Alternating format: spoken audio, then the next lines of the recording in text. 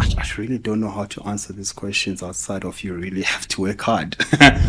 Julius said, we're not calling for the slaughter of white people yet.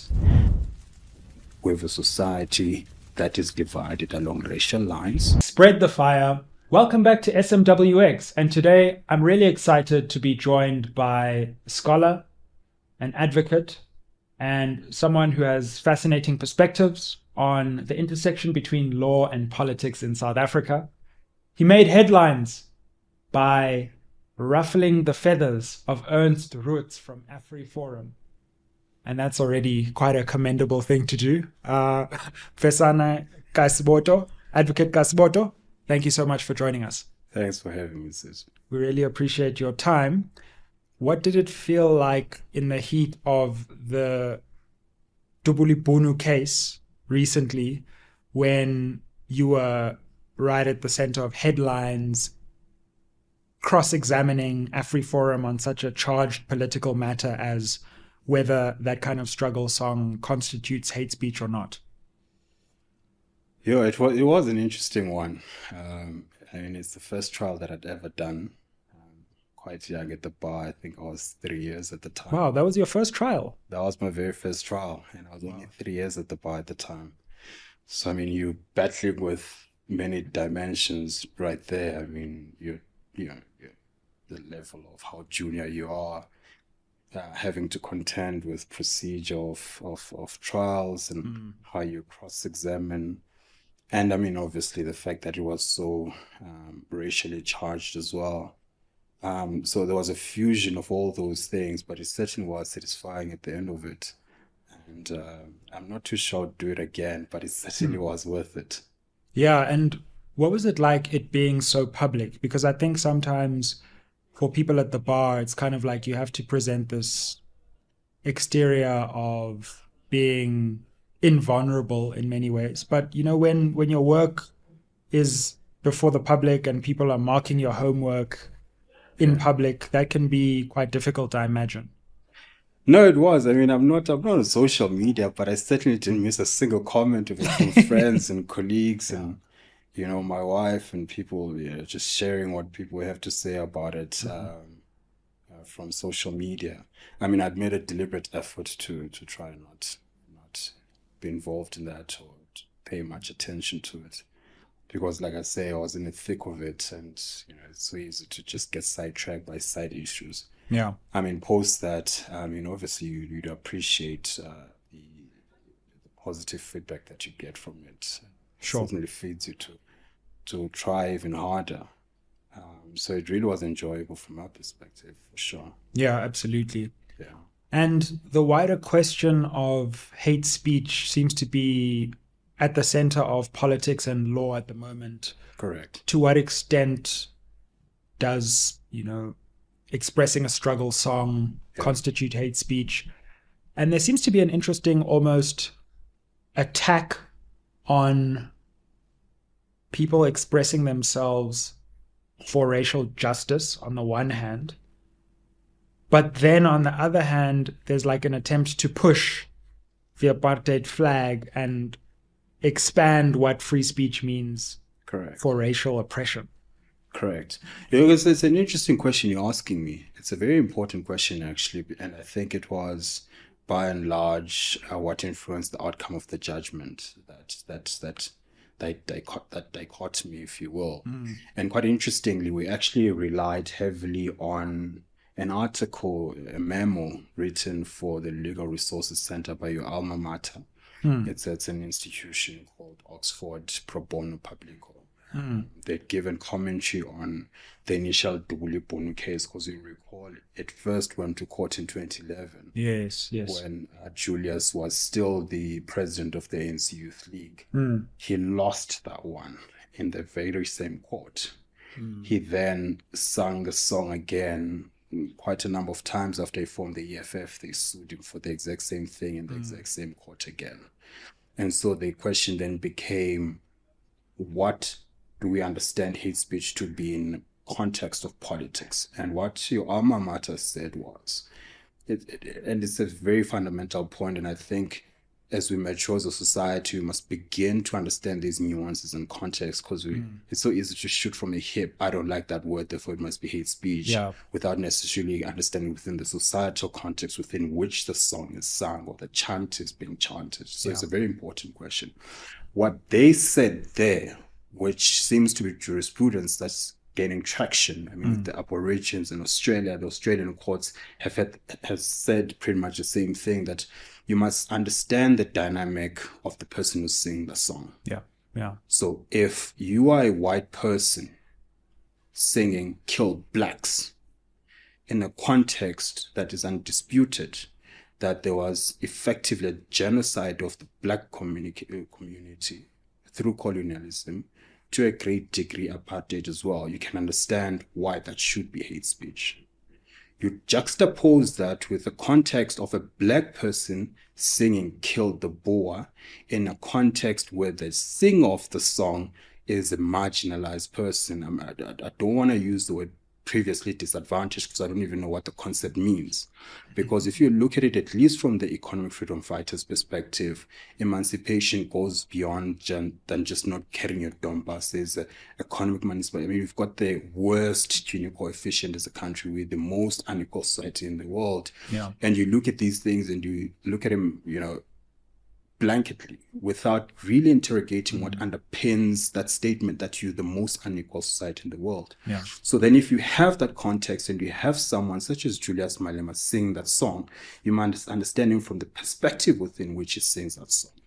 And what he did when I led him in examination in chief was to position himself and his politics and those of the EFF by saying, it's so easy when I say "kill the Boer" for a white person to be up in arms about this.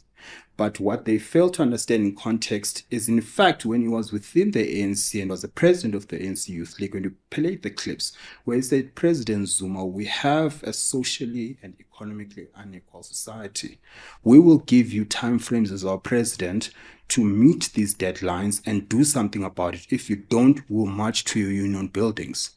And of course came out that clip about, go past Sentin and take the cheeses from the fridge on our way to the union buildings, and on our way back, again, we'll assist ourselves with the cheese from the Sentin fridges. The point I'm simply making is, once you understand him from that perspective, that is politics, and I'm not here to bid for the EFF, I'm just explaining what the case was about. Sure. Once you understand him from that perspective, you then begin to understand the politics and how this is not racialized. He then says, to this day, you have Black people that refer to Black people that have a social standing of a sort, or got financial means, as umlungwam. Now, if you understand that within this context, of course, you're not referring to them as a white person in the literal sense, but what they stand for. Boers predominantly own disproportionate amounts of land and resources. They are part of that system and they're face of it. And his attack on the Boers, if you will, is to that system. And that is what really the case was about. It's really interesting to me, because there is this contradiction at the heart of what AfriForum seems to be pursuing, in my view, because you look at the apartheid flag case, and there they seem to be saying, well, don't be offended. This is free speech. So for the symbols of racial subjugation, we must have this expansive idea of free speech. But then, no, we get offended if we hear a struggle song like the Bulibunu, which is clearly from a certain historical context. You can't have it both ways. You can't say, don't get too offended, but now we're super offended by this other thing. And it's almost as if there's an attempt to curtail racial justice and expand the view of racial offense, especially anti-Black racial offense. And that's a very dangerous thing in a country like ours, where that can create and spark.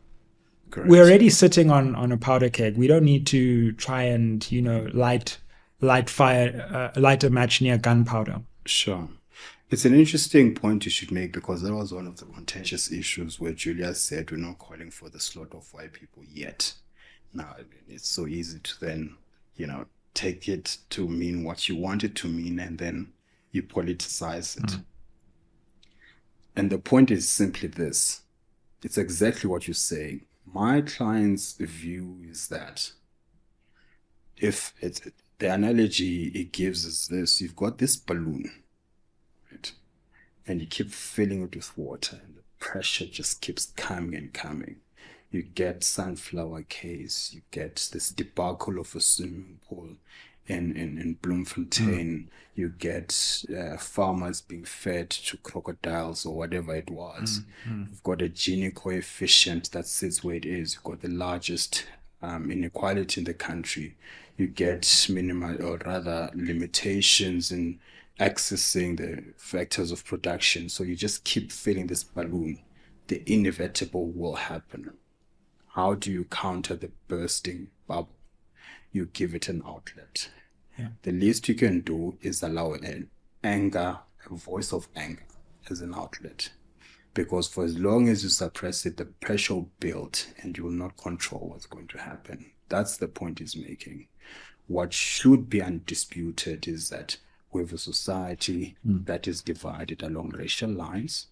We have a society where the factors of production are disproportionately owned by a certain sector of the society, unjustifiably so. And I think that is important to underscore. And now once in the context of that, and you have this anger at this injustice by a sector of society, and the little they have is a voice of anger, you seek to suppress that. That for me is a concoction for disaster, and that is precisely what Julius Malema is trying to warn about. And there are major resources behind this attempt to curtail free speech in one context and then expand it in another context, which suits effectively white South Africans who want to display the apartheid flag but not hear Tupuli Boom. Sure. And the resources can't be overlooked because there seems to be a constant attempt to target certain people and then curtail their speech, or at least, put them in cases where they have to constantly spend their own resources defending what, in my view, is a perfectly legitimate exercise of free speech. Yeah. And it's interesting you should say that. You should visit AfriForum's website at one point. What you'll find there is an invitation to donate to AfriForum for the exclusive purpose of funding litigation against Julius Malema and the EFF. Wow. It's there. I mean, that's if you can read Afrikaans. I can't. Someone assisted me with the translation. So that's what you get. And then you get resources where you can go to Fox News, for example, and the issues of Tucker Carlson and what it stands for. You get the AfriForum on an international platform driving that propaganda. So it's definitely a well-resourced machine. Yeah. But what is important to understand, and I think I should piggyback on the point you're making, that there seems to be this disconnect between what is acceptable, what is not acceptable in relation to the exact same party, AfriForum. What underscores what the apartheid flag is about, which is properly captured by the SCA, and if I'm correct, they've taken the decision to the Constitutional Court. They lost the flag matter issue precisely because the court accepts what that flag stands for. Yeah. It stands for division. It stands for racial subjugation. It stands for white supremacy. That is the philosophy behind it. What is a song like Kill the Boer? What's its underpinning? And it's quite interesting that the expert on behalf of AfriForum could not tell us what the underpinning of the song was. But what it is about, and this article I'm telling you about underscores that point, that ultimately you get people who have no access to no other means other than their voice and being able to chant and express their frustration. Yeah. If you're going to express your frustration, you want to control and express my frustration, of what worth is it? I accept readily, and I'll concede this for the first time, and hopefully the EFF continues to give me work. But I'll accept this for the moment. It is not something you want to hear as a white person. I readily accept it. Sure. But the question is, if you're going to argue it's hate speech, then you must be able to sustain the claim. And what we are grateful for is that our courts seem to understand these nuances I'm making reference to. Because the same Julius Malema, the same EFF were exonerated in the Godan matter, where Godan claimed that when Julius says we're going to beat you until the owners come out. They understand that speech to be what it is, which is why they upheld his defense. Similarly in Kill the Boer case. But what you then find is what one at face of it would say, well, then it's inconsistency, because, well, if you can say kill the Boer, surely you should be allowed to say, well, I'm going to flag my flag as I please. Again, courts are not lay people, and that's the unfortunate part, if you will, that questions of law, they're beyond lay understanding. So you can understand the contestations within society about, at the face of it, well, surely if you can say kill the Boer, I should be allowed to flag my flag. But it's a question of law. And thankfully, we still have a jurisprudence and judicial system that understands those dynamics and nuances. Advocate, therefore, of the Senzo Meyiwa trial fame, you are the person who's responsible for his disbarring. Well, not the really. LPC was. Yeah, I wasn't. I was just acting on their behalf. You represented the LPC. And It's an important point, because we shouldn't conflate advocates with the clients they represent. Yeah. But wow, what was that like, and what, to the extent that you can talk about it, yeah, what are some of the politics that are at play? Because of course there's this question of a black advocate now no longer being able to ply his trade. Correct. But at the same time, it's like, we can't just give everyone a pass because of, some kind of historical solidarity. Like, there are transgressions that there's no point in trying to defend. So what was it like representing the LPC in a case like that, where on the one hand you have a fellow black professional at the bar, but on the other hand there are actual allegations of serious transgressions? Funny story is an anecdote to my answer to that. My attorney, who was instructed by the LPC, gave me a call. I've been doing work with him on other matters. Yeah. He gives me a call and he says, the LPC wants to disbar Devo. I say, okay. And he says to me, are you available to act on the matter? It's probably going to go to court on these days. Yeah. I say, yeah, sure. And then I start looking up on the internet before I receive the actual brief on what the dynamics and the issues are. And then he then calls me to arrange to drop off the brief. And I say to him, we've got a really difficult case here. How are we going to defend this guy? Have you consulted with him? Do you know what his defense is? He says to me, what do you mean? I say, well, it looks like the LPC has got a strong case. He says, we are for the LPC. So I actually misunderstood him to be saying, I'm acting for DEFO. So the point I'm simply making is, I was prepared to act for DEFO because we've got this concept that's called the cap rank rule. Yeah. So unless there are these exceptional instances where you can't act for a particular client, they didn't exist in relation to DEFO, so I had to take on the matter regardless of what I thought of the merits of it. Absolutely. And you're fully within your rights to do that.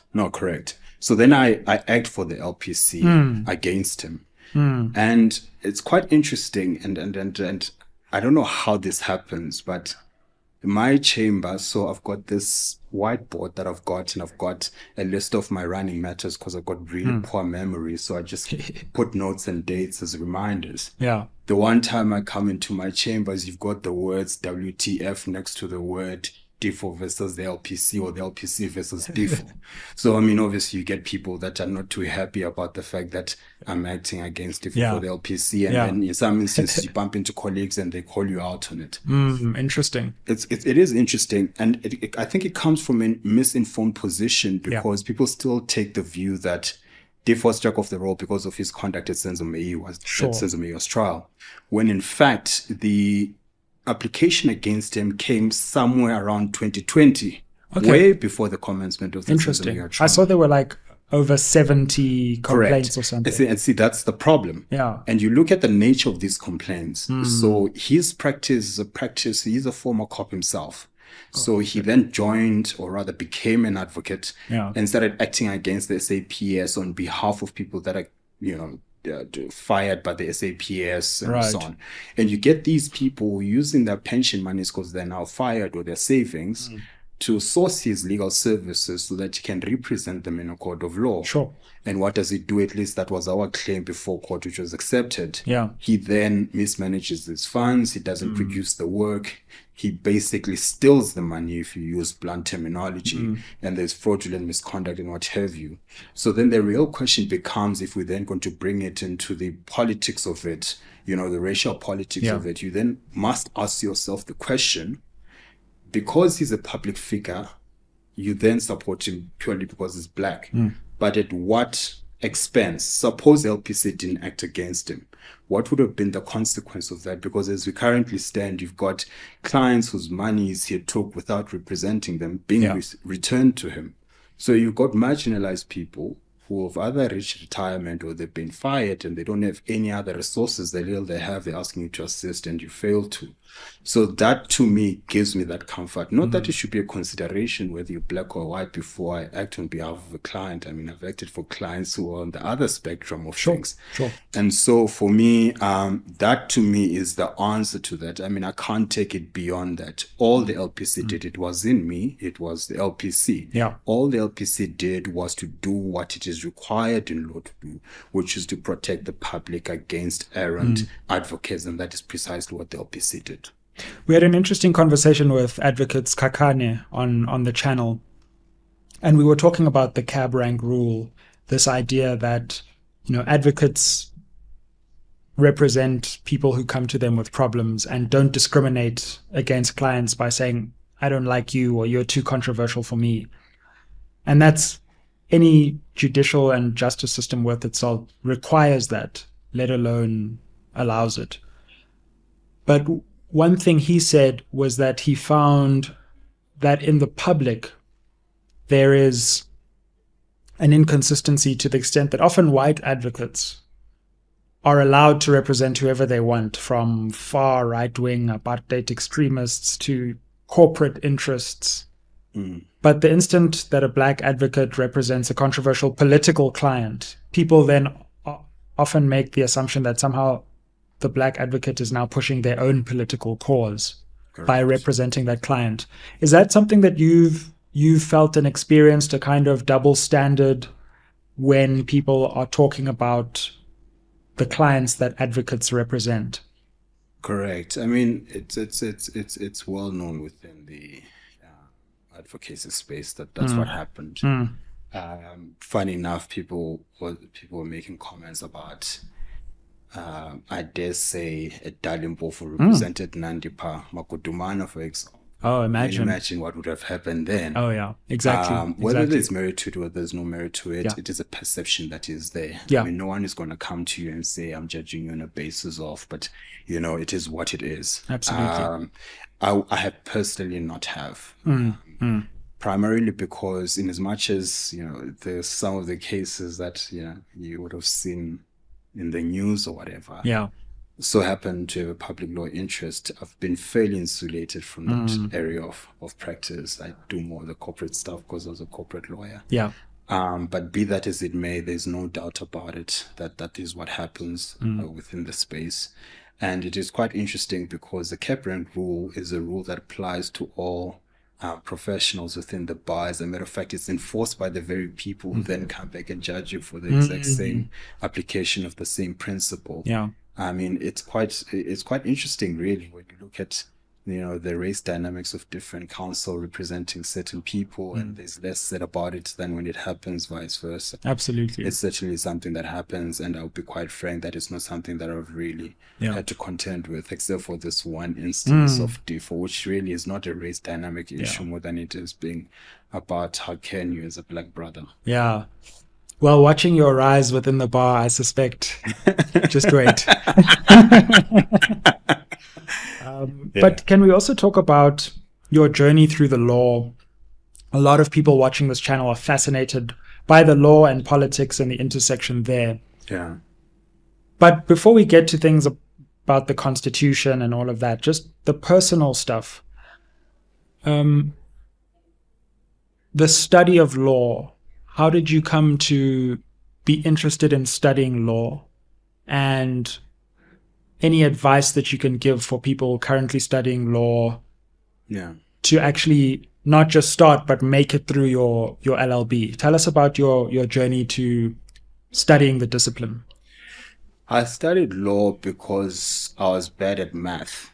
You need certain marks for certain disciplines. And I eventually came to the law school because there was someone who I looked up to. And I was here at Wits, eh? That was here at Wits. I studied here at Wits. Yeah. My grandmother, fun enough, and this is the first time you're going to hear about it, but your father has heard about it because I remind him all the time. We're the same group, Dumanoko. Yeah. And my grandmother says to me, have you reached the Limpopo level yet? Have you reached the Limpopo level yet? Really? Because it was my idol growing up. Wow. And I've always, I mean, he was the only real black advocate, wasn't he? For the longest time. I mean, with respect to all the other ones, they were at least not as prominent as he was because he had the stint at the SABC and what have you. Yeah. Yeah. And so my grandmother to this day keeps reminding me about. So cool. And I still have a picture of him. I should have brought it with actually when we had our LLB final year celebration. He was there and he was the keynote speaker. So it was really a surreal moment for me. So that was my real introduction to law, if you will. Yeah. And then over time, I eventually made it to Wits University. Hashtag Dali Mpofu. Yeah, good luck now cleaning your image about you inviting people of a certain inclination. No, I've given up on that one. So that was the start of my law journey, if you will. And then I'm not even joking about being poor at math because I really wanted to do economics when I started off. Interesting. And then I ended up not coming to Wits, and then I went back home in the Transkei, which is where I'm from. And then I redid my matric and what have you, only to learn that if you have a certain age threshold, then you get what they call age exemption, whatever it is. And that's the only way I got into Wits. And for me, the answer is this, and this is really important, I think. As with anything in life, it's really interesting what levels you can get to if you really apply yourself. It's really with anything in life. I mean, it's mantra, it's cliche, it's what people always say, work hard. It really is that simple, because the first thing you're going to ask yourself is, I mean, Tembega is a clear example of this.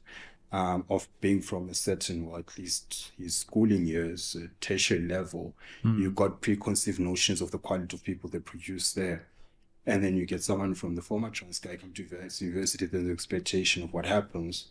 And then you pass this thing cum laude, and then you go to the next level, you do postgraduate degrees or qualifications, cum laude, and then you get into a good space such as ENS, for example, and so on and so on. It goes, you go to the bar and it starts happening. There's really no magic to it. I've come to understand it's not so much of your mental ability. I mean, you can't be an idiot about things, but once you really apply yourself, and really that's my answer, because people always ask me, how do you, I really don't know how you do it outside of really applying yourself, particularly if you do something that you really enjoy, because that's the trick to life, isn't it? Finding what you actually enjoy and applying yourself to it. I really have no other answer to that, because I think that's how I did it. I think that's how most people do it.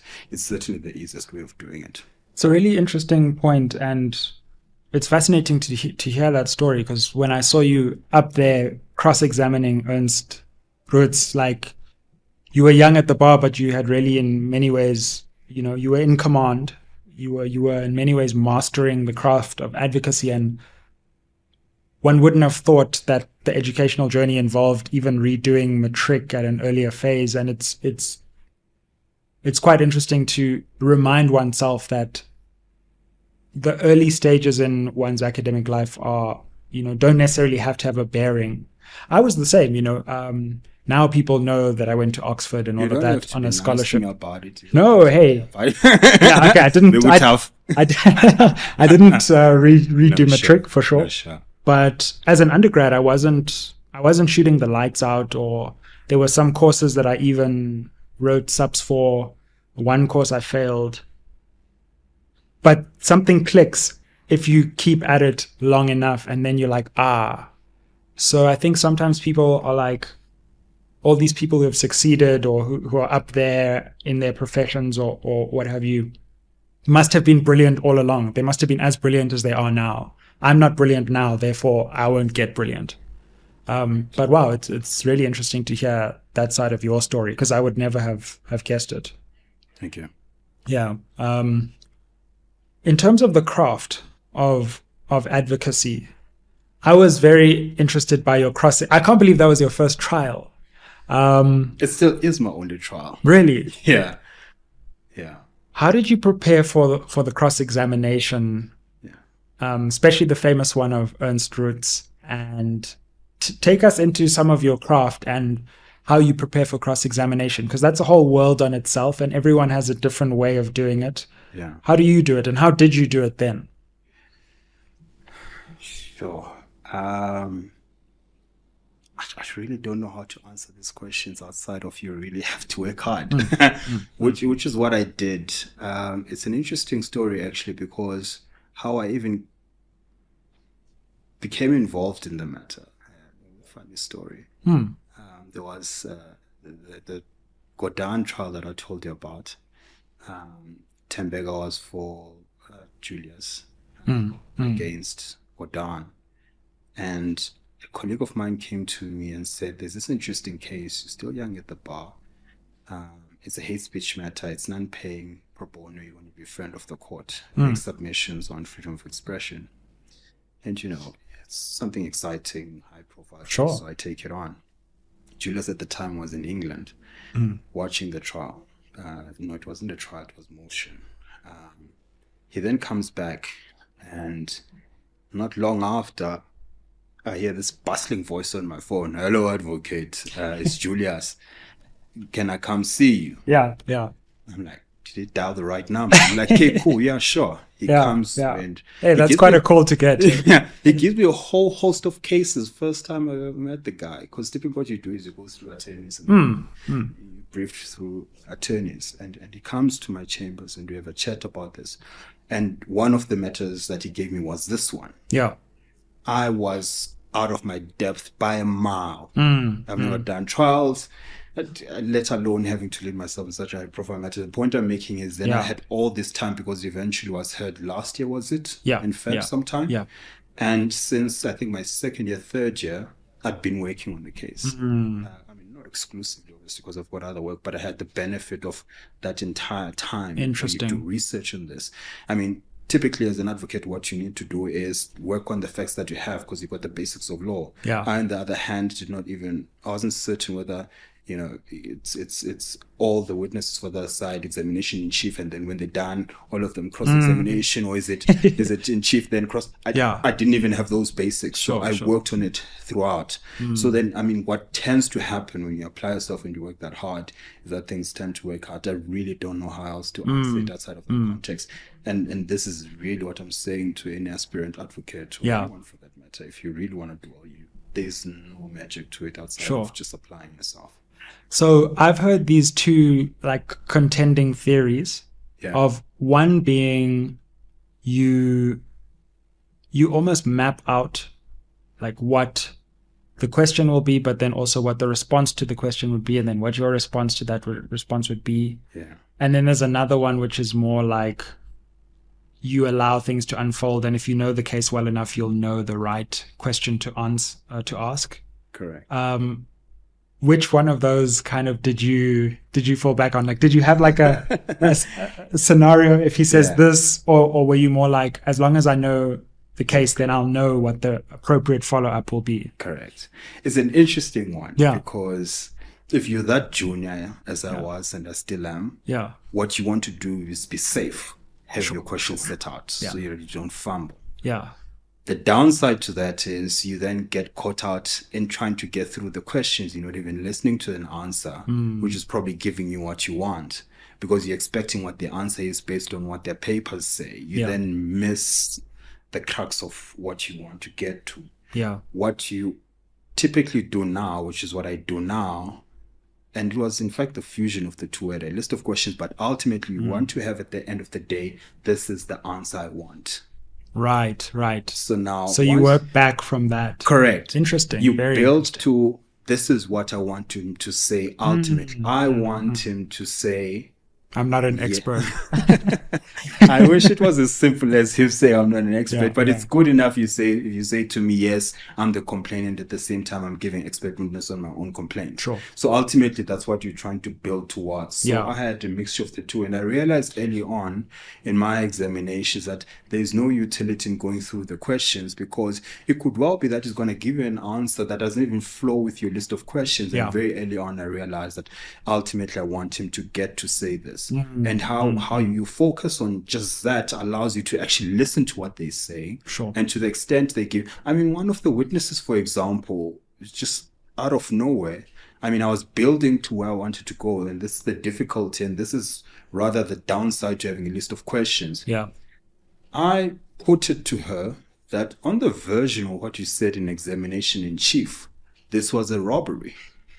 Now you'd expect, because she's called by AfriForum, she's going to say no. So then you must have a second question and build up to it. Yeah. She says to me, well, actually, yes, it was robbery, because they had this misconception that we've got money in our house. So now if I'm focused on the question, really listening to what she's saying, that's flying over my head. So that's my advice going forward. Just have what you want to get to and actually listen. This is the lesson really that we tend to miss most often as cross-examiners, that you actually listen to the answer. It might drive you in a completely different direction. You might get the answer that you still want to build to eventually, but it came 5 minutes ago in your examination. That's interesting. It reminds me of actually media interviews. Oh, okay. Because especially politicians will often be like, I want to know all the questions you're going to ask, all of them in detail, right? Not just like, what are the areas we're going to cover? Yeah. And I'm like, well, that depends on what you say. Because I don't know what you're going to say. So I can't tell you what I'm going to ask. Sure. And the more interviews I've done, the more I've realized that you can't plan a conversation, even a conversation, let alone a cross-examination perfectly, because it's a chaotic and dynamic system where you can't predict the outcome. Correct. So you have to have a direction, but you have to be willing to, like, if a guest says something really interesting and then the audience is like, whoa, I want to hear more. And then the questioner is just like, anyway, let's go on to the next topic. Then you failed. So exactly. I hear you on that. And I didn't link the two together, but they're actually quite similar enterprises. Correct. Yeah. Correct. Did you watch advocates that you particularly learn from? Did you watch any cross-examinations before that kind of gave you a rubric? How did you learn so fast? I guess that's what I'm interested in. Because first trial and you're cross-examining, like, it ain't a thing. Yeah. I still do, actually. I still watch cross-examinations. I still attend seminars on running a trial, and just for the benefit of whoever is watching and not familiar with the concept of what a trial is compared to what I typically do, which is motion. Trial involves witnesses where you actually ask them, the fun stuff like the SMWX trial. That's a trial.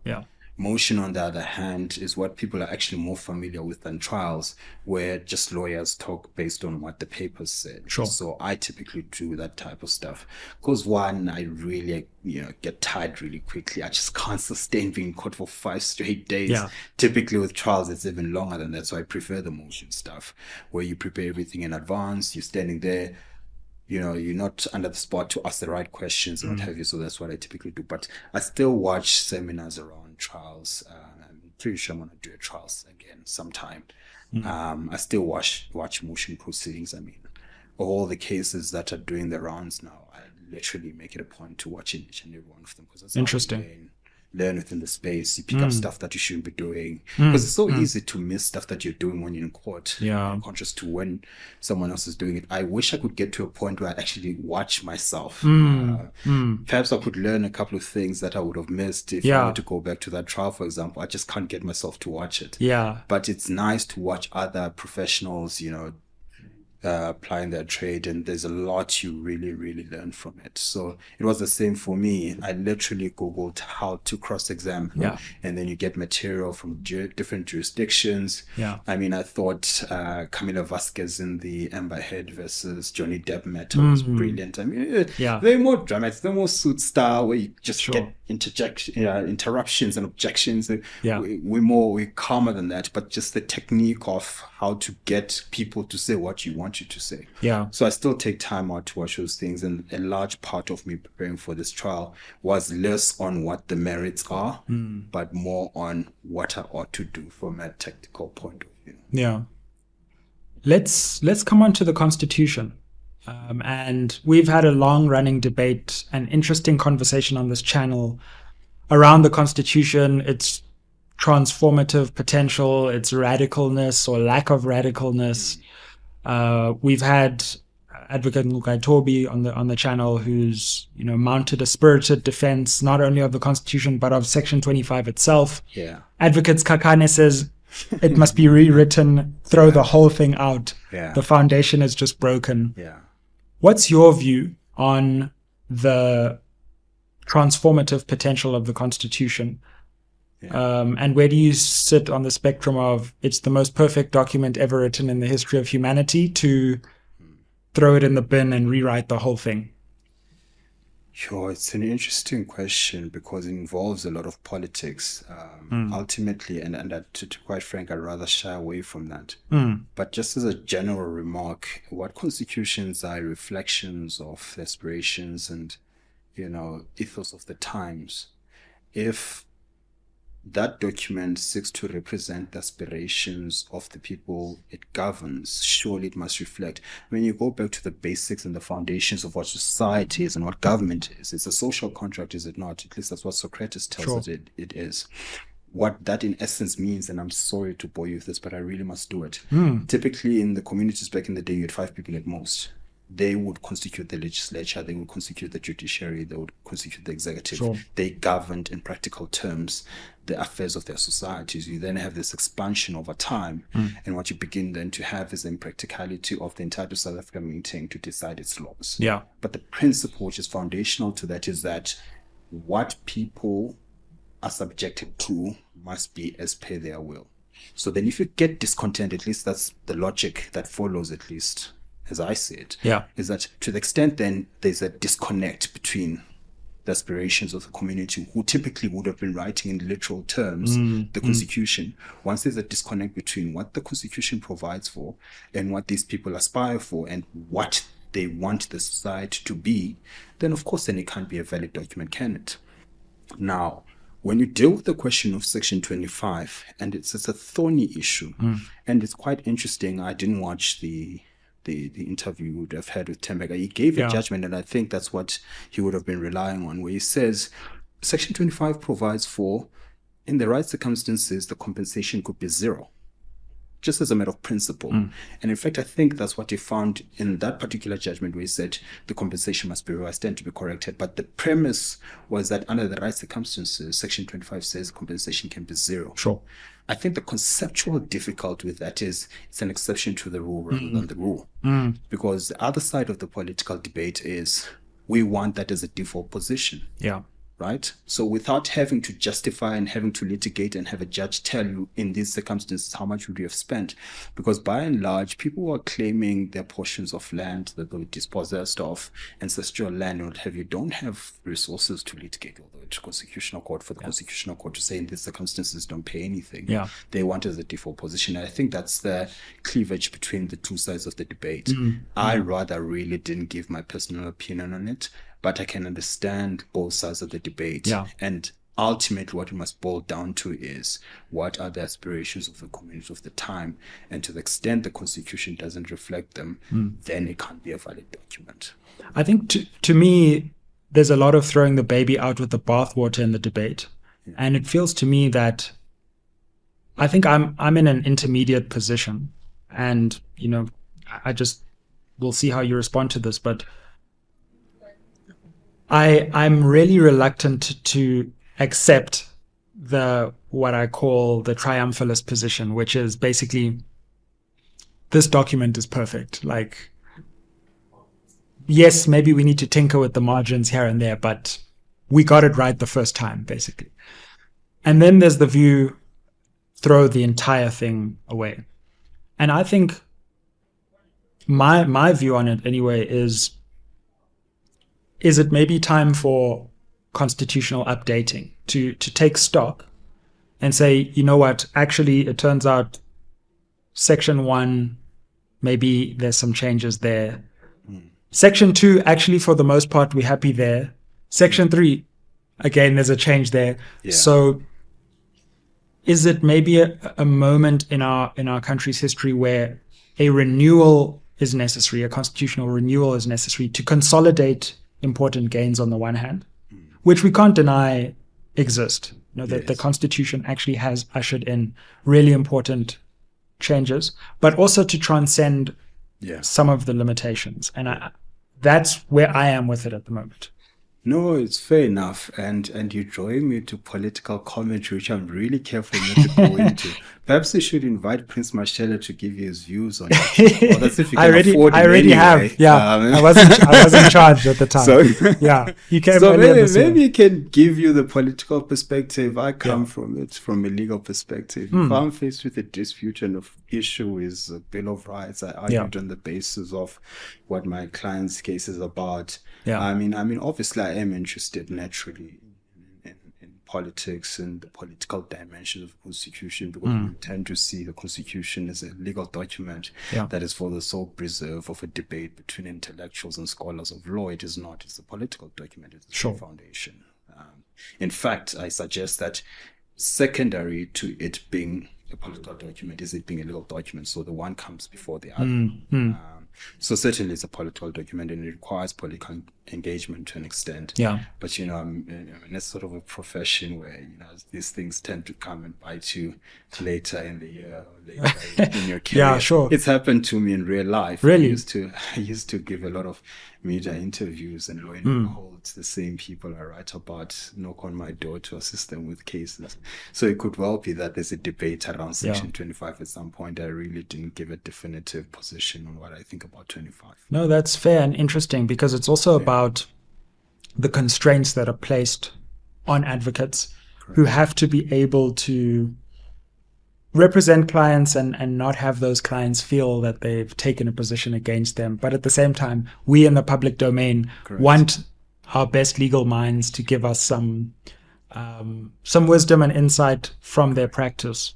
Correct. You know, for me, it's not even just so much about the text or even Section 25, but in my own kind of early studies of law now, it's also the difference between the text itself and then the jurisprudence that comes from that text. And I think in the public debate, sometimes people mix up the two. Like the Constitutional Court will release a judgment that they don't like, and then they'll say, well, the Constitution is broken. And I think for the public, understanding the difference between those two is also quite important. Like there's the Constitutional Court. Correct. There's constitutional judgments that come from that court, and there's the Constitution. And you might have a problem with one and not the other. Correct. I mean, isn't that how it should work generally, that the Constitutional Court must reflect what the Constitution says? Sure. I mean, there are obviously debates around whether, you know, judges in that court or any court for that matter reflect what the Constitution requires. Again, it's a political debate. It's a debate around, you know, whether the judiciary is captured or not. I have a view on it. I won't tell you what my view is. Yeah. But the point is simply that you want that in an ideal society, and it boils back to what I'd said earlier on.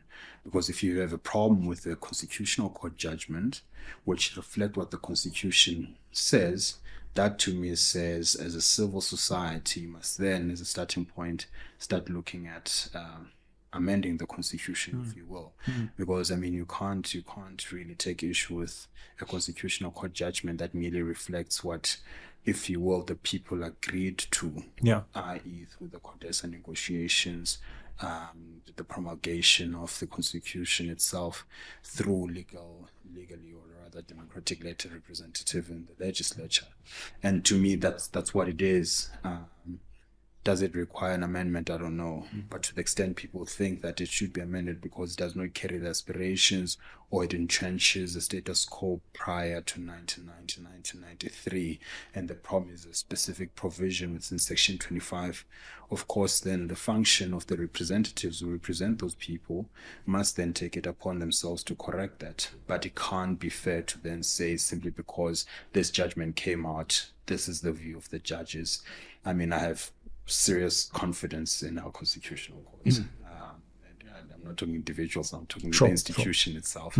And unless there's something empirical that suggests that, something untoward is happening, we are bound, because that's what we signed up to with the social contract of will be governed by democratically elected representatives, including judges and other branches of government. Yeah, there's no doubt about that. And we can't deny, just on the Constitutional Court, when we look at what the executive has put us through and the legislature, sure, maybe the last place we should be looking for massive critique is the one institution that has, with all its eccentricities and mistakes, actually held up for a long time. Correct. So perhaps to round off, the bar as an institution, you've been there since 2018 now. What have your experiences of the bar been? Has it conformed with your expectations? Many people say it's a place that's hostile to Black professionals, to women professionals. But at the same time, it feels like there's a new generation coming through now who have their own experiences that may not accord with the previous generation of Black and women advocates. What's your sense of the bar at the moment for those who aspire to go there one day? Look, the bar, is with any other space, is a space you want to be in because you want to be there and you're passionate about it. That's the starting point. And what seems and what tends to happen, at least that's been my experience, is that despite what may seem not so attractive to you, if that's where you feel you should be and that's your passion, things tend to work out inevitably. What is clear, and I think if we're honest ourselves as a profession, is that there's a long way to go in terms of transformation. There's no doubt about it. I mean, let me give you a superficial example. Yeah, sure. I mean, it's a superficial example for purposes of illustration, but there's more to it, obviously. Of all the high-profile cases you've seen on TV, how many were led by a Black female? That's no coincidence. Yeah. It doesn't just so happen. How does it happen? Clients and attorneys choose who leads what matters. Of the high-profile commercial cases, how many were led by a Black female or a Black male? That's no coincidence. Of the number of times you've watched cases in court where there's a white person involved, how many times was it a Black person leading a white person in contrast to a Black person leading a white person? Sure. That's no coincidence. These are decisions that are taken by individuals. The question must be, why do they take them, either than their perception of who's more qualified than the other, purely on the basis of their gender orientation. I mean, that's not just the lunacy of the concept that simply because this is your sexual disposition, it must follow that. Anyway, that's just the lunacy of what you're dealing with. Similarly, simply because you've got a certain pigmentation, it must be that your counterpart must be. I mean, I don't know if there's studies to these things. You guys will tell us, but as I understand it, there's just no merit to either. So those are the real empirical, evidence-based challenges that are faced by certain demographics at the bar. And if the bar is honest with itself, it will readily accept that. And I mean, whether it's an entrenched system or whether it's individuals within the system, fact of the matter is that's the consequence of what it is. But you're still making that paper, right? Just tell us, is it good? Is life good at the bar? How many questions did you say? No, we'll leave it at that. Yeah, no comment. Yeah, I really appreciate you having me. No, of course. Doing great work here and onward and upward. No, absolutely. It's a great pleasure. And as I say, I watched the AfriForum case with much interest. And it was great to see yet another brilliant Black advocate just pushing the frontiers of the craft of advocacy. So long may it continue, and all the best for your career. Appreciate it. Thank you so much, Sizwe, for having me. Thank you. Aye. Mr. Ghana, thank you very much for joining us on SMWX. Thanks very much, Sizwe. Greetings to you. Greetings to the SMWX viewers. And I'm very honored on this day to be sitting here with you. It's a privilege. It's a privilege that I don't take lightly. Thanks so much. In fact, this is your second time, so you're becoming a regular. Maybe we should just make you a contributor on SMWX and then we're done. Yes, but it means that I'll have to contribute once every 3 years because the last time I was here was in 2019. But it's always for me an honor, a privilege, as I say, to interact with yourself. And, been interacting not only on the show, but for many years, thanks for having me. Thanks so much. So much. So let's dive right into it. Why did you leave the DA? It's been over a month now since I left the DA.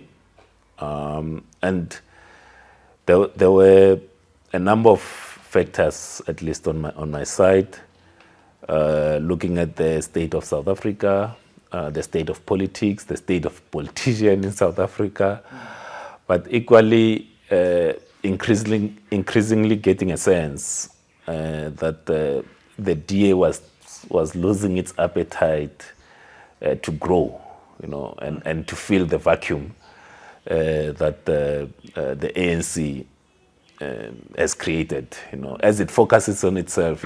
I always say, when you have the big party like the ANC talking of a renewal, you can only renew that you have. They're not even talking of how we involve more than 14 million South Africans that in 2021 did not participate in the elections for local government, and the DA was starting to talk of consolidation. So on one side, others are renewing what they have. The DA consolidates what it has, and that consolidation does not talk to the 14 million. That renewal does not talk to the 14 million. So, and you look at where South Africa is going. You can talk to many South Africans. People will agree that South Africa is going in the wrong direction. It's declining quickly. That the freedoms that are in the Constitution seems to be the preserves of those that have money.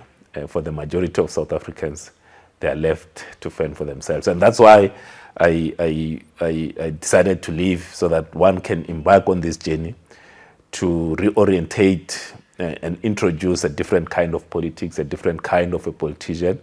And one must do it in the open. Because if you try to do it and you are kind of moonlighting and you are in the DA, you are a member of the legislature, then it's just a matter of days before you get a front page in a newspaper that says, Ghana is thinking of forming something. So I'd rather do it in the open. Everyone knows what my intentions are. And that's why I'm here. That's why a month later, Still alive, still kicking. And I do want to get to that alternative. But just to further try and unpack the DA question, because ultimately at the moment, that's the second biggest party in South Africa. So people are dissatisfied with the status quo, the ANC government at the moment, but then the immediate successor right now as we stand would be the DA. A lot of black leaders have left the DA. There was this big thing after you left where Helen Zille published a list of black leaders in the DA. To what extent was race the DA's inability to become a home for black leaders crucial to your decision, or was it actually not even part of the decision at all? It was not like a part of the decision. As I said, for me, it's when one joined the DA in 2002, and so I was a member and activist for 20 years.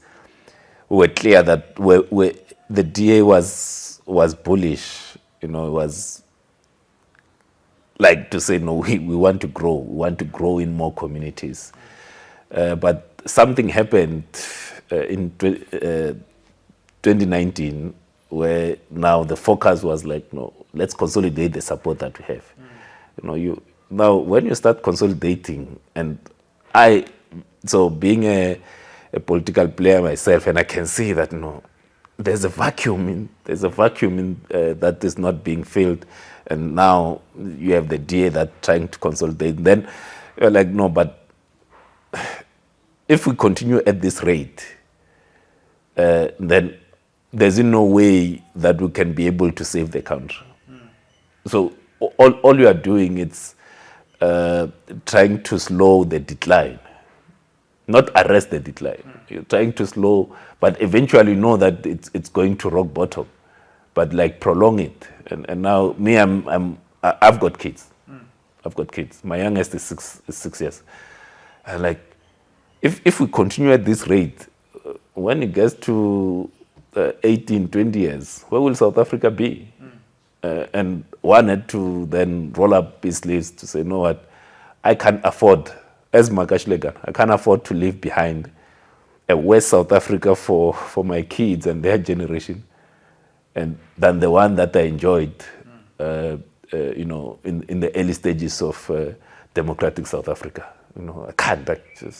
And I just felt that the DA was no longer that wanting to, much more reach out to more communities, reach out to more sectors in society, and that was for me the bigger reason for saying, no, what, these politics, I know they are leaving people behind.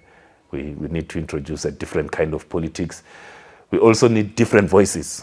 We need new voices in politics. We need new faces. We need new thinking.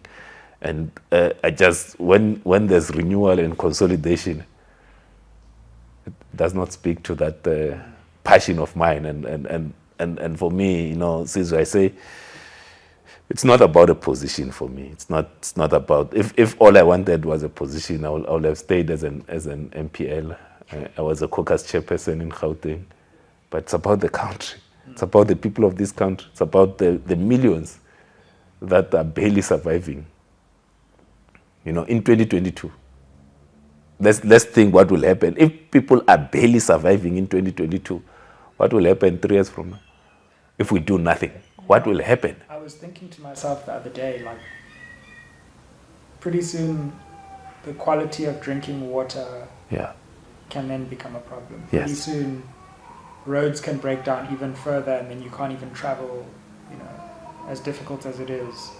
Pretty soon stage 5 could become the norm rather than the exception. Yes. Like, it's actually worrying what could happen if we carry on this path. Yeah, so we can't, and that's the thing that pushes one to say, you know what, I can't just stay in the organization, stay in the legislature when I see things getting declining at the rate that they are. And if I can speak to fellow South Africans, my age group, even those that are born before me, those that are born after me, to say, guys, let's roll up our sleeves. There's no Superman. There's no Messiah. This is our country.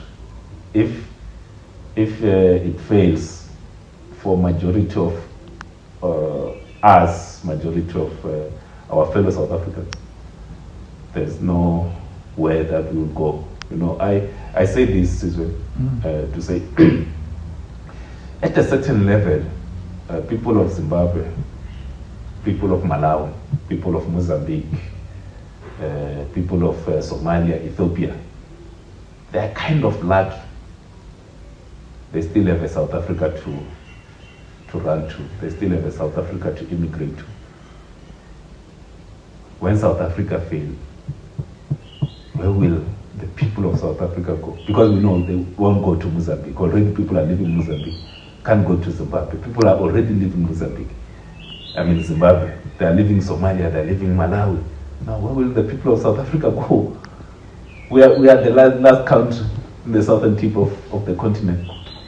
If we don't roll up our sleeves now, then we are facing a future where my kids and your kids will likely be poorer than we are. Their kids will even be worse. And I'll say this. So my mother was a cleaner at a government office.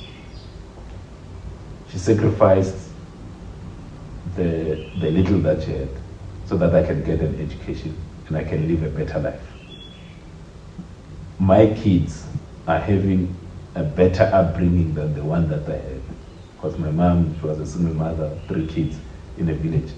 Now they don't stay in the village, they have running water in the house. Now, if things continue at this rate, their kids are going to have worse life than their grandparents, which is me. Can't afford that. I just can't. It's so true, and you speak about the worry you have about the decline of the country. Yeah. And there are various responses that others have taken. Some have gone to existing political parties. Action SA, for example. You have said that you don't think the existing options are workable and you want to build something new. Yeah. But others will say, well, there's so many political parties.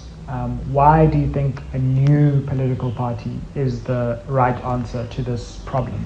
For me, when I looked at the existing parties, and I look at what has been happening since 2019, and I say, with all these existing political parties, 14 million registered voters felt that they don't feel represented by the existing political parties. So one could go and join one of them and be part of those that mobilizes 11, 12 million of South Africans. Or can say, no, what, this democracy of ours will work when the people participate in it.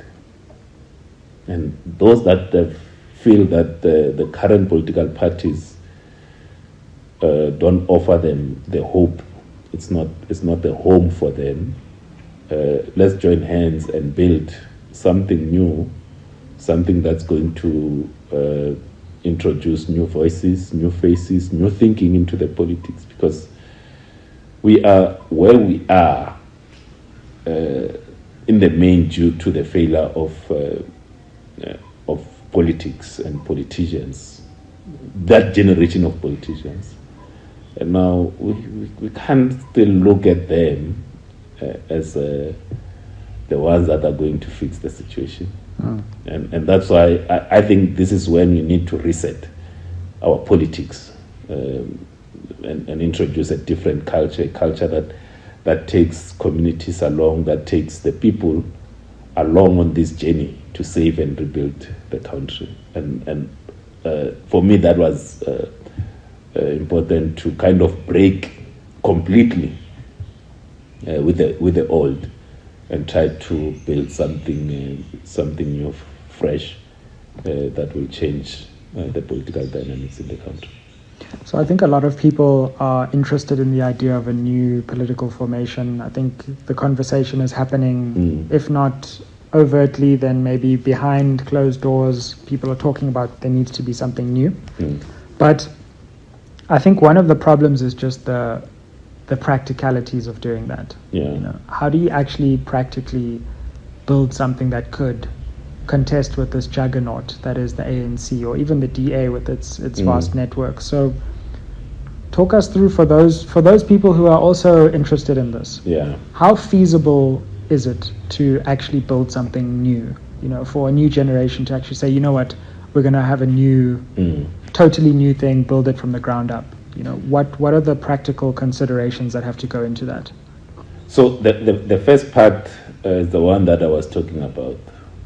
So we do know that the 14 million registered voters, these are the people that once in their lives have taken a decision to wake up in the morning and go to the voting station to register.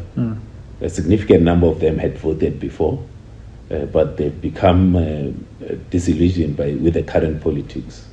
So that is the first start. I will not even go to the unregistered voters, just focusing on those that are registered. Then the first thing that you do, and it's the first thing that I did after I left the DA on the 4th of August, is to start reaching out in my circle, the people that I know, as you say. So people will say, no, these politics are not working. These leaders are not doing what they're supposed to do. These leaders are selfish. These leaders are self-centered. They are in it for their stomach and so forth. And we need a different kind of a leader. And it starts with one-on-ones. Start at that basic. I give an example when I meet people, because people tend to ask me. I know it's just been a month, but people ask me, "Hey, Ghana, do you have structures? Do you have I don't have structures. There's no structure." Because you build structures from people. This is like having a vacant stand that's got trees and rocks and God knows what, and then you want to build a house there. You must gather the people to clean that piece of land, and make sure that it's in a state where you can start building. And how you get the people there, you have conversations with them, and then they have conversations with their network, with their circle. So as people have price now that we have warm weather now, the rate of price and the afternoon gatherings will start increasing, because now it's outdoor. In winter, people don't like to meet because it means that you have to come to my house. And there's load shedding anywhere, so you can't go. So you might as well braai. Yeah, because you can't use the stove to cook. So in those conversations, that's where you start recruiting and identifying those that are as frustrated as you. I always say this: politics is not for happy people.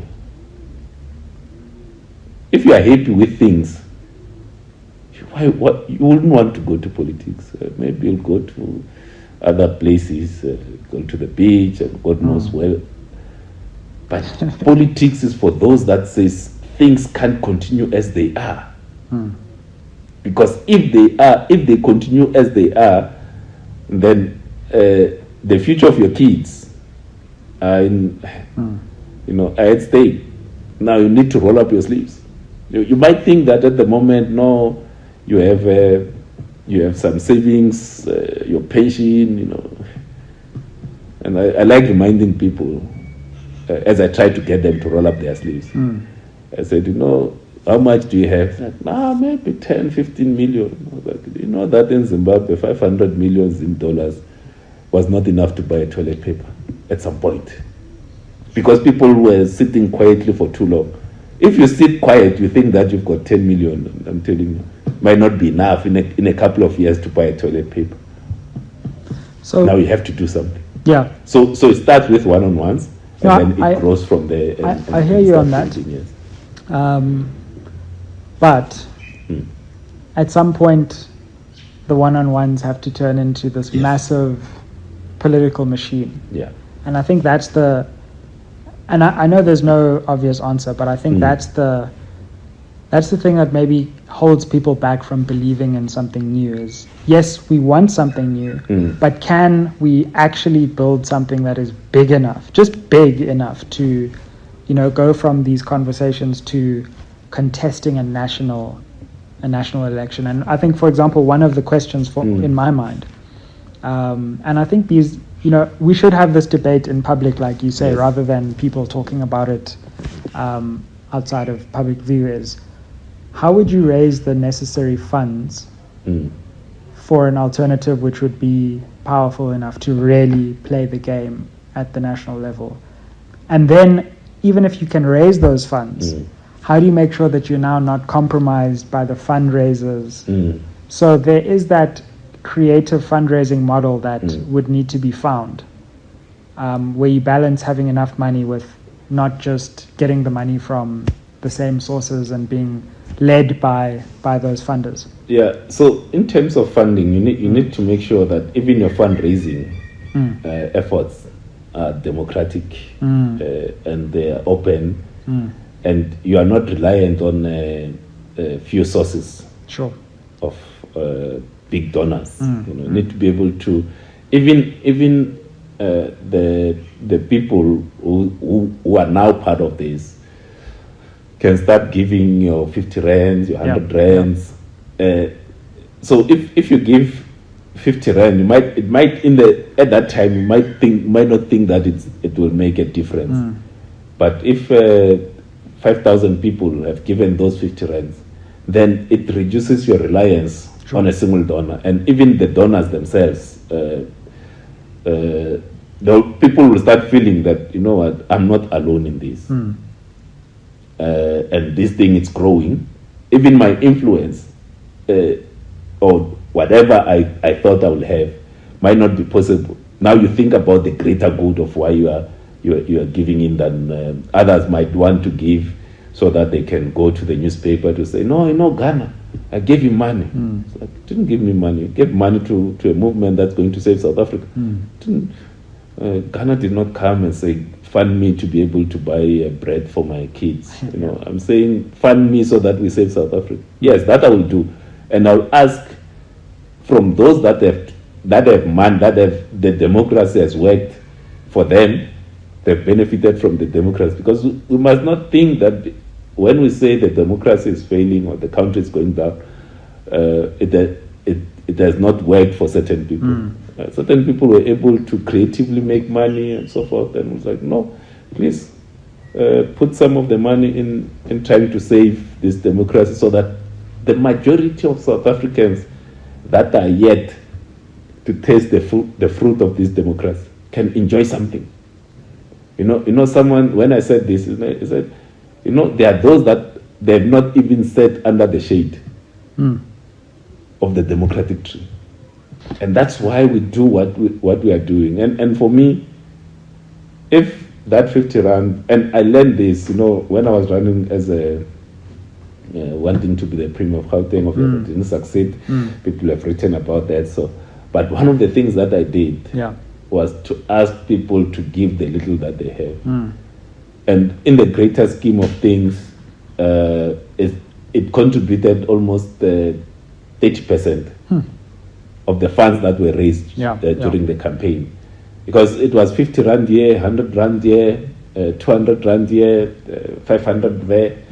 And when you start putting all those funds together, we can do something. I think there's a lesson that not only what happens. I mean, I know people tend to cite Obama or Bernie Sanders as an example. Look at what's happening in Zimbabwe with the CCC, where ordinary Zimbabweans that are still in Zimbabwe that say, we are trying to change our country.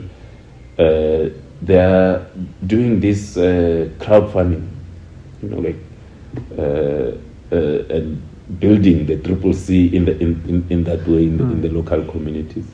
And those are the models that we must look at. We must not think that one or two donors are going to do this. This is our country. We have to give something in order for us to save it. Yes. And many people will say, okay, the ANC is a problem, but let's look at the alternative solutions. I was thinking to myself, you can comment or not comment on this depending on how you feel, but I've said this in another video on the channel as well, which is that if the ANC falls below 50, Yeah. And we must talk about that prospect, whether it will or not at the moment. But if Yeah. it does, then the next person in line is John Steenhuisen to be president. He's the Yes. automatic successor. Yes. Now, I know you've just come out of the DA and you don't necessarily want to say bad things about DA leaders, but where do we go? We either go ANC or the next is John Steenhuisen from the DA. If not him, then it's going to be Malema coming from 10% to be president, or 12%, or Herman Mashaba, who might even have less of the vote. So actually, where do we go as a people away from this disaster? It doesn't seem that we have an obvious option. And it's precisely that lack of option, Sizwe, that made 14 million people not vote in the last election. Precisely that lack of option. And that's what we need to try to do, to say it's not the fifth option, which you did not mention. It's us the people. Us the people, not what currently exists. You know, I have this dream that we can be able to mobilize, and Magashile Ghana does not want to lead this formation. Say it in public so that no one comes in and say, but Ghana, why don't you want to be a premier candidate in Gauteng? I don't even want to be a premier candidate in Gauteng, or anywhere else for that matter. But what I want to do is to try to find the people that will be comfortable, that they will lead this country, and there will be a future for my kids. In the same way that I'll take my kids to a doctor with a belief that the doctor will find what's wrong and then prescribe the necessary medication. I'm at that point in my life that I don't necessarily need to be the one there. I believe there are enough people in society, in South Africa, that can be part of leading this country. And these people, these South Africans, are currently not in parliament. Because those that are in parliament got us where we are now. Now we must look outside parliament. And there are many, many great South Africans. But as long as people believe that big politics, you get this sense that people say, no, politics is a dirty game. No, politics is for certain people. It can't be for certain people, it's for you. It's your country. It can't be the preserve of certain people that from time to time they might shout Amandla, oi, whatever thing. It's for you. It's for you. Now you're a doctor, you're a lawyer, you're a teacher. This is your country, it's going down. Now, if there's ever a time when good people in society are called upon to serve their country, this is now. I think there was a lot of trust in the politicians that were part of that some went to the bush, others went to prisons, others were part of the 80s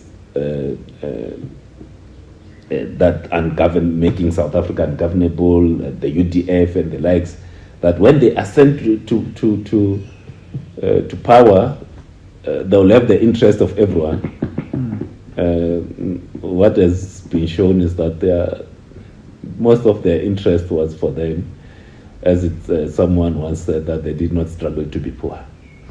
You know what scares me on that is when we talk about the alternatives and where we are now, and you actually got me to think this, is we just assume that because things are getting worse, that the ANC's hold on its majority is going to disappear in 2024. And there's this common belief that, okay, they're going to get 45 or lower. Yeah. But you were saying to me, and this was something fascinating, a lot of people were laughing at President Ramaphosa going to Dalmas and pretending to fix a pothole with goodness knows what vehicle that was that fixes potholes.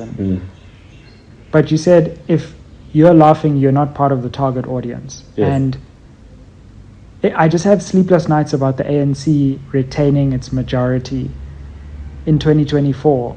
And that's sending a message that no matter how bad things get, no matter what happens, we just will never overcome this incumbency? Let me say this. If things continue as they are, if the current players remain as they are, if we as the people don't organize ourselves to create something new, you know, back in the days when the ANC got less than 10 million, it was a crisis. Nah? Now there are 12 million people who vote. The ANC just needs 6.5 million people. 6.5 million, then they will.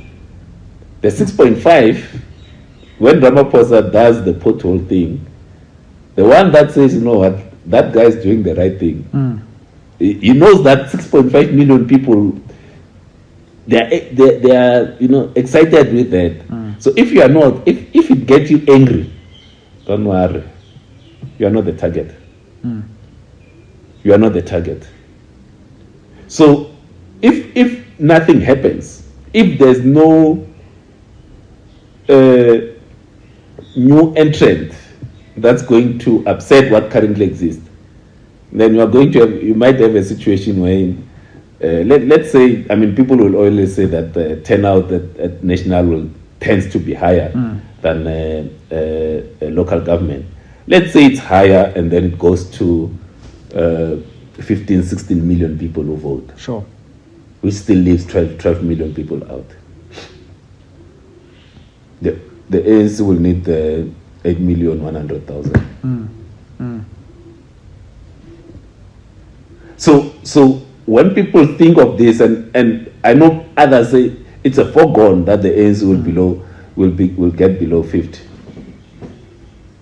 And all right, you know that, but what are you doing about it? Sitting at home, tweeting, not organizing yourself to say, you just think that other people will make that happen. In the same way that people go to bed in the hope that tomorrow morning there will be no load shedding. They go to bed hoping. The leadership has not changed. The people are still the same. The crooks are still there. You just hope. You can't live on hope. We have to do something. That's why I always say we know what's wrong with South Africa. We know what we need to do. There's been enough writing on what needs to be done. Now we must just do it. And the people who must do it, it's us. It's no one else. And this time, Sizwe, unlike 1994, we have to do it the hard way without the assistance of the international community. Because every country that assisted us going in the build-up to 1994, they've got their own problems now. They say, you know what, we dealt with apartheid. Whatever issues you have now, those are domestic issues, deal with them. Now, we are not going to have that international goodwill. It's gone. We have to do it the hard way. And I said this someday, that, you know, I was too young during apartheid. I will never claim that I fought apartheid. My parents fought apartheid. My grandparents bore the brand of apartheid and so forth. But now, what's currently happening? It's our struggle. In 10 years' time, the real struggle credentials will not be for people who went to exile and who banned the yellow mellows or whatever. Will be the people who have saved South Africa from what looks like a certain demise.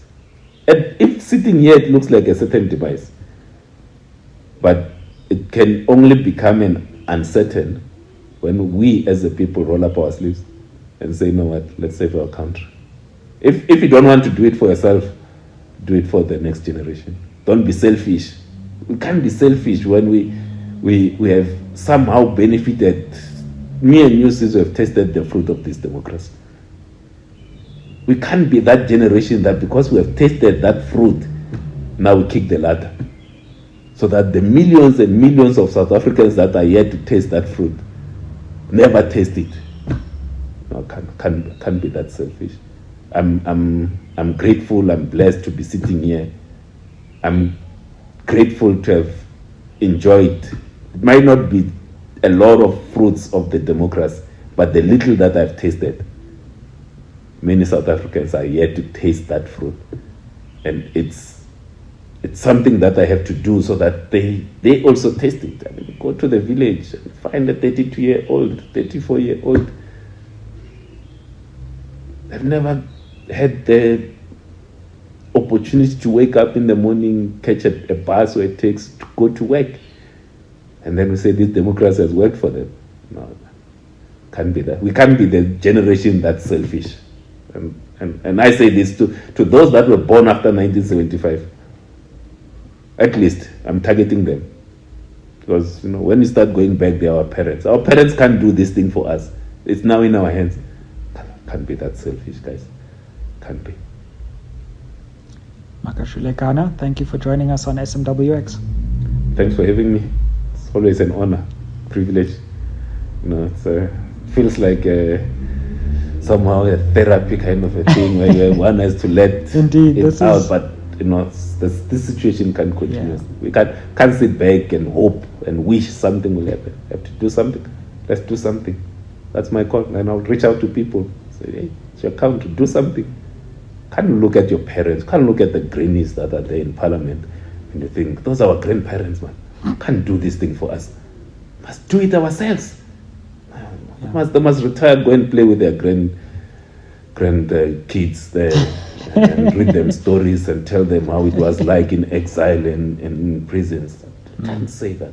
Look at them to save and rebuild our country. No, man, can't. It's in our hands now. It's in our hands, and we are the ones that we've been waiting for. Like, share, subscribe. Do you agree with Makashule Ghana's perspective? Comment down below with your thoughts on the need for a new alternative or not. And we are very glad that you have joined us again for another episode of SMWX. Thank you, Ghana. Thank you.